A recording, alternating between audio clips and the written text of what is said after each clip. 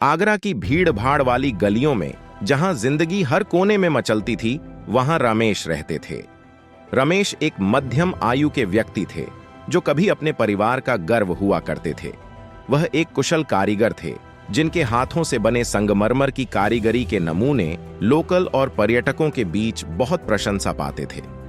लेकिन उनकी इस कला के पीछे एक छाया थी, शराब की बुरी आदत। रमेश की शराब की लत धीरे धीरे शुरू हुई। अपनी जवानी के दिनों में दोस्तों के साथ एक प्रोजेक्ट पूरा होने पर एक दो गिलास पी लेना उनकी आदत बन गई। लेकिन समय के साथ यह छोटी सी आदत एक बड़े नशे में बदल गई। उनकी पत्नी मीना ने कई बार उन्हें रोकने की कोशिश की, लेकिन वह असफल रहीं। रमेश, हमारे बच्चों के बारे में सोचो, मीना आंसुओं से भरी आंखों के साथ उनसे कहती, लेकिन उनके शब्द हमेशा अनसुने रह जाते। रमेश हाथ झटकते हुए कहते, एक गिलास से किसी का क्या बिगड़ता है। मीना दिन रात मेहनत करती थी, कपड़े सिलती और घर का गुजारा करने के लिए अचार बेचती। उनके दो बच्चे काव्या और अर्जुन अपने पिता की दोहरी जिंदगी को देखते हुए बड़े हो रहे थे, एक समाज द्वारा सम्मानित कारीगर और दूसरा घर पर शराब के नशे में डूबा इंसान। पापा, शराब पीना क्यों नहीं छोड़ते?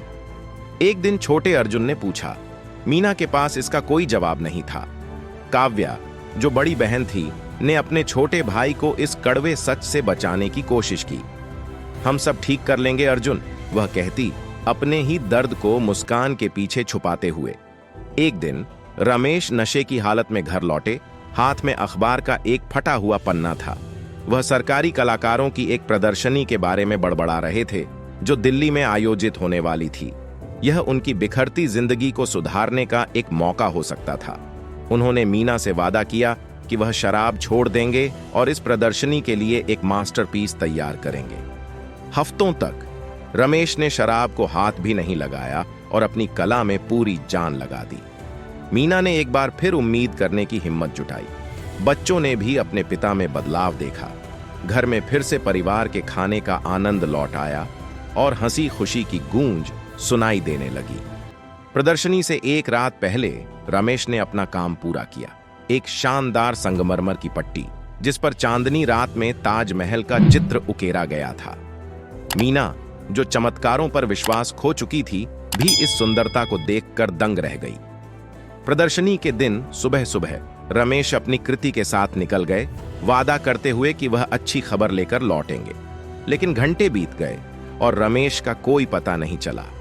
मीना की चिंता बढ़ती गई और देर रात पड़ोसी ने दरवाजा खटखटाया। मीना, वो अस्पताल में हैं, पड़ोसी ने गंभीरता से कहा। रमेश प्रदर्शनी जाते समय रास्ते में एक शराब की दुकान पर रुक गए। एक गिलास से शुरू हुई बात ने उन्हें फिर से अपनी लत में डुबो दिया। नशे की हालत में वह सड़क पर गिर गए, जिससे उनकी कृति टूट गई और उन्हें चोट लग गई। जब मीना और बच्चे अस्पताल पहुंचे तो रमेश एक बिस्तर पर पड़े थे। उनके चेहरे पर पछतावे की लकीरें थीं। मैंने सब बर्बाद कर दिया, उन्होंने कहा, आंसुओं के साथ अपनी गलती मानते हुए। यह नुकसान केवल आर्थिक ही नहीं बल्कि भावनात्मक भी था।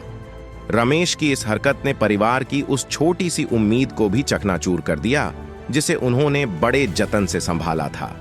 मीना भले ही टूट चुकी थी, लेकिन उसने बच्चों के लिए हार नहीं मानी। उसने रमेश को उसकी गलती का एहसास दिलाया।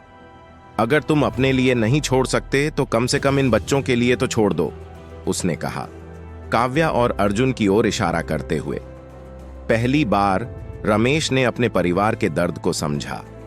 उस रात उन्होंने ठान लिया कि वह इस बुरी आदत से लड़ेंगे। उनकी इस लड़ाई का रास्ता आसान नहीं था।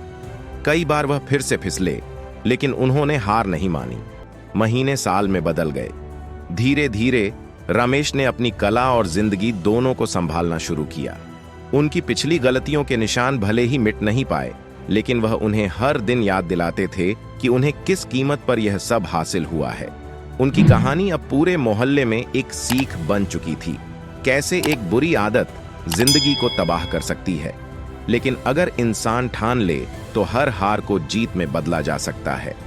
अगर अभी तक मेरे चैनल को सब्सक्राइब नहीं किया है तो प्लीज कर लीजिए और इस वीडियो को लाइक और शेयर करना मत भूलिए।